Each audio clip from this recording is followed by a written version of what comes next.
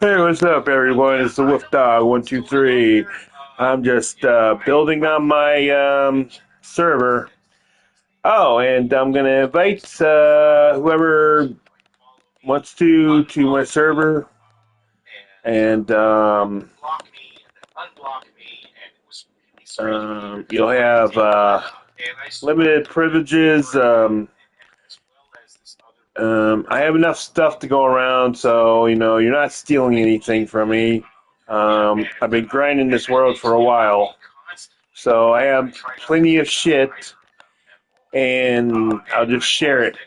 So, yeah, there you go. Okay.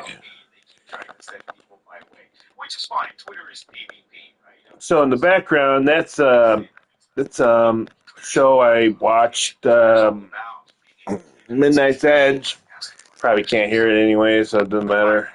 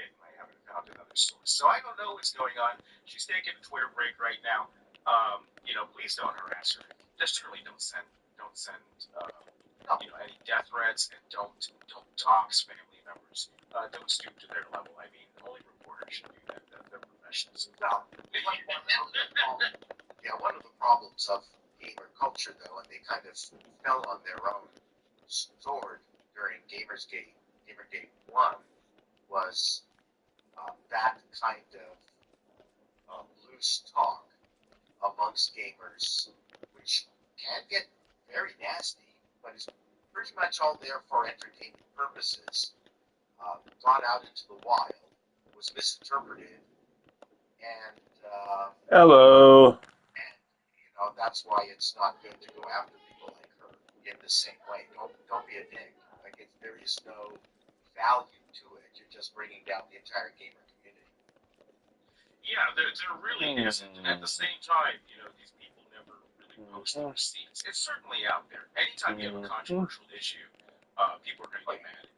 And she's more the juicy Smollett. Well, if anything, it should just kind of be another lesson is why you shouldn't do such things to begin with, because that's the thing is they're guilty of doing the same kind of crap. Well, that side, it's the other side. I mean, people have been doxxed and all that stuff. It's like what goes around comes around. Now again, like I was around. See, yeah,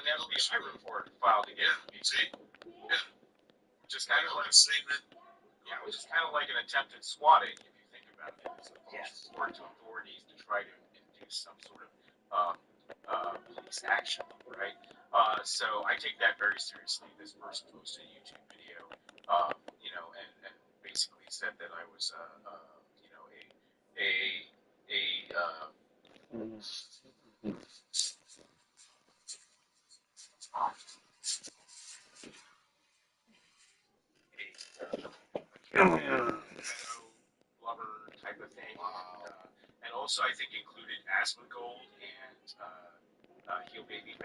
Here's some more bricks. My God, dude. Shut the fuck up.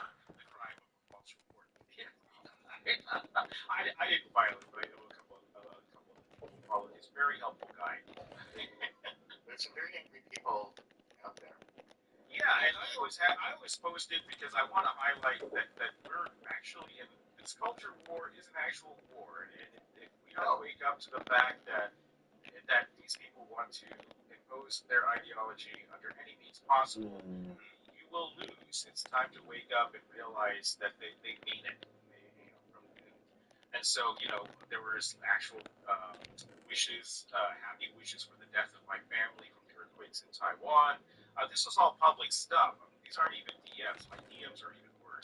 And so I highlight that because not because I want to paint a victim narrative. I'm used to this. I've 10 years fighting the culture war. I know what's going on. But people, the normies need to understand. The normies need to understand what's going on, that it's real, and that it's important to push back against this stuff. Well, half of these people are also living in tents on campuses. While their parents are multimillionaires. The real point is they are many, they are organized, and they are dangerous. This is the brown shirts of this generation. Individually, they're not dangerous, but as a group, they're very influential and they're very dangerous. They're just good soldiers for something just more nefarious. Just like the historic brown shirts were. I mean, that's the closest historic parallel. What we're witnessing is the same thing that happened in China during the Cultural Revolution there. That didn't turn out very well. Not for China, not for the people of China, not for the world. And this is someone trying to basically do the same thing in the West. That's what these people are. They think themselves good, they think themselves righteous, and they think themselves on the right side of the Not just like all of the most horrible, vicious, mean people in history ever did. So they are convinced about their own righteousness. Well, not just that, but the irony is that once Mao marshaled the revolution, not the Great Leap Forward, the Cultural Revolution, and it sort of succeeded, he then figured that these people are now going to be dangerous. I'm going to kill them all, and he did. So the people who led the charge, Mao killed. Yeah. Yeah, my family fled to Taiwan from China, during that whole period of time. So, my family takes it very seriously.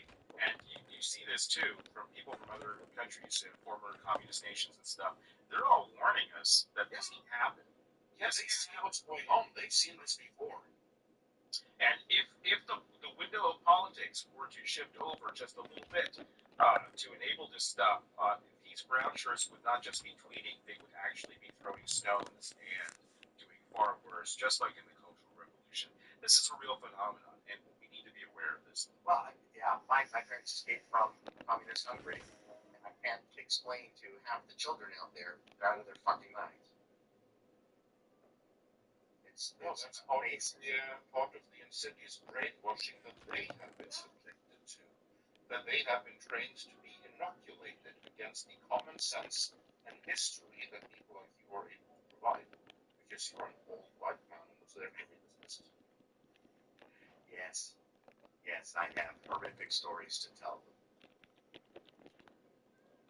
Yeah, nothing like running away out in an open field with Russian soldiers shooting flares up in the air, lighting the ground so they can snipe you to death. That's fun.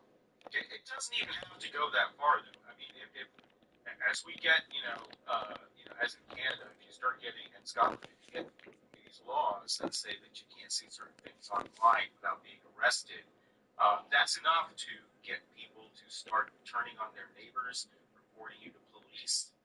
That's how it starts, right? And that's what we saw in these countries, and these people turning on each other because of either displaced anger, because now it's okay to express your anger in that manner against any target that you wish, but also fear that if you don't vocally and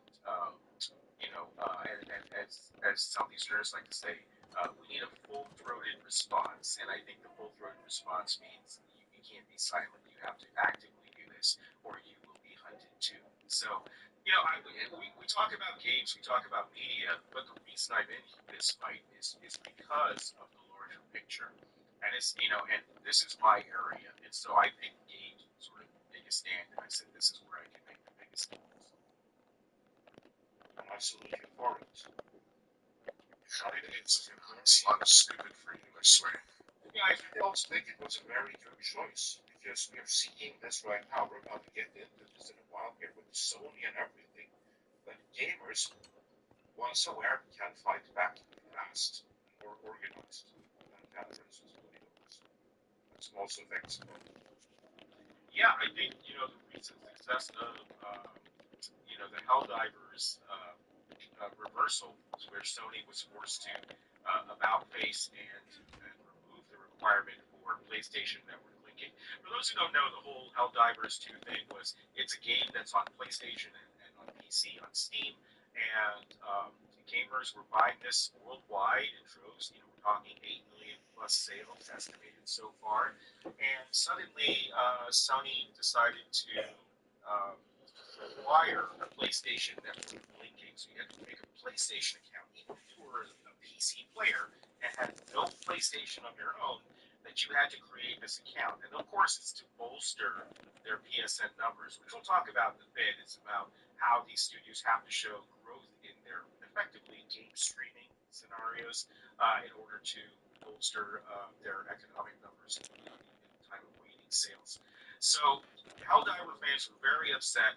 They review bombed the game, 300,000 negative reviews on Steam, and Steam and basically Steam or PlayStation cut off 177 nations from buying the game, which is still going on, by the way, because they were unable to create a PlayStation account. PlayStation didn't offer that in their nation, so they cut out a tremendous amount of players, and so there was a huge backlash, and Sony caved. Within I would say 48 hours, Sony reversed their position, and Arrowhead was able to go ahead and remove that requirement for the game.